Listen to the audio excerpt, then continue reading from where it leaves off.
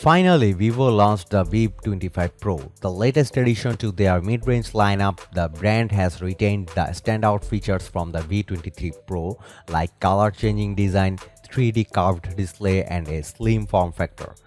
They have improved the camera performance with the 64-megapixel primary camera supporting OIS and Super Night Portrait. There is also a brand new chipset and a bigger battery. So, do these changes improve the user experience? And most importantly, does the camera performance live up to the claims?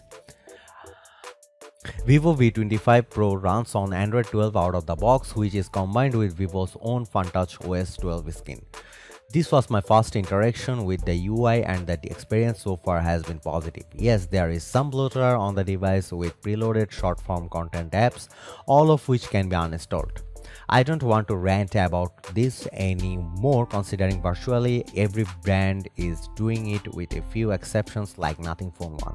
Looking past that, the UI is surprisingly well put together with the very minimal bugs that I have observed so far.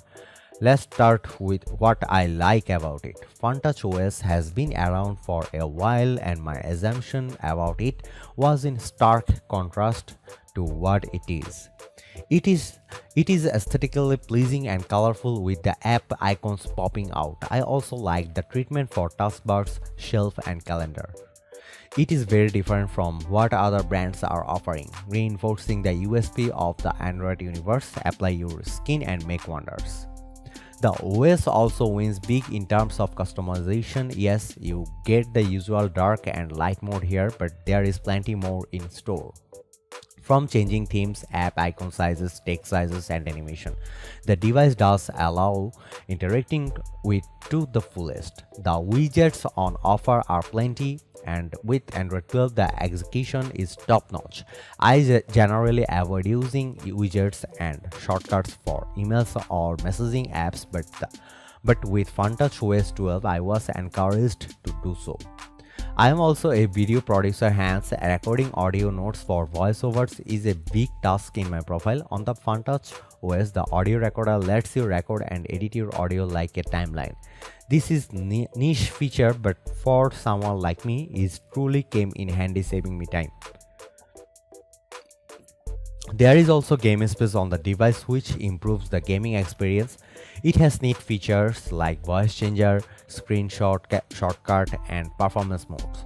So far, I have encountered just one bug that shows up after long intervals. This is with the YouTube app.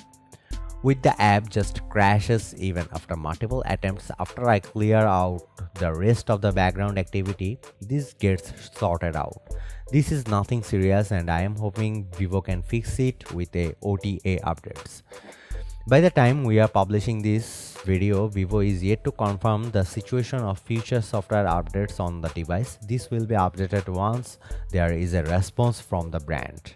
This is the section where V25 Pro is in its element. We get a triple rear camera on the V25 Pro, with the primary camera being a 64-megapixel sensor with optical image stabilization.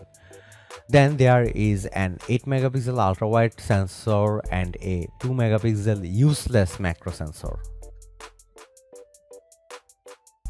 Vivo in their briefing mentioned repeatedly how rather than going for more megapixels, they have sought to increase the pixel size instead. The results are stunning. Speaking first, in favorable lighting conditions, the images were crisp and retained warm color tones, but not so far off from the source. There was minimal saturation, with the camera sensor maintaining consistency across images. The 64-megapixel OIS may not be as effective for videos, but the assistance it provides in videos is commendable. I have clicked multiple images of fast-moving objects on the road with the V25 Pro, and the results seem like I stopped time in that frame. This performance is ahead of the previous phone I tested, the OnePlus 10T. But this is not even its strongest suit. YS Super Night Portrait is Vivo's big pitch for the V25 Pro. The YS algorithm enables the phone to click clear portraits in low light. This claim is made halfway, but the 50% is no short of surprise. I clicked multiple images in pitch dark conditions with the Vivo V25 Pro, and the camera app would show me in real time how the images are going to look once clicked and processed. Yes, the images in some conditions can take up to 11 seconds to process, but the results would be bright frames in contrast to the pitch dark in the room. This is without the dual LED flash in action and strictly AI at play. The edge detection, however, in night mode was off. The portraits under natural lighting conditions are a sight to behold, and you can even adjust the bokeh effect in the Photos app. The edge detection is top notch. I did notice the image getting warmer tones with HDR turned on. This was mostly with reds in the frame. The ultrawide camera, while giving you more room, changes the color tone of the frame considerably. This is visible with the camera samples below. The 2 megapixel macro camera is the weak link in this camera module. It retains decent colors, but the details are usually off-put. Still, if you maintain patience, you can click some decent shots. Video performance raises the bar back again. The camera can record 4K videos at 30 and 60 fps. The hybrid image stabilization on the camera does make its presence felt with fast-moving changes in camera angles. The jitters were minimal and the lens would focus quickly. The audio quality is also quite good. Vivo's commitment to making this a camera-centric smartphone is justified. The device gets a dedicated vlog mode which lets you play around the both front and both cameras at the same time.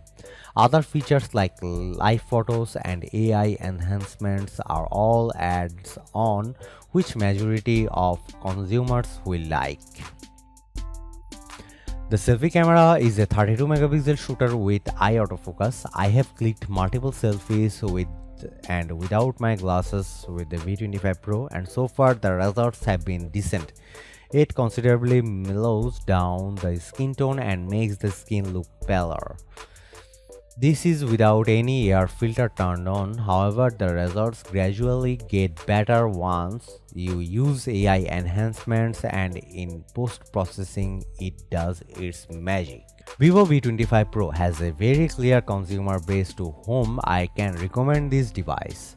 It is for buyers who have cameras as their top priority, and this is undisputedly the V25 Pro's strongest suit. The design of this smartphone comes a close second for its overall appeal.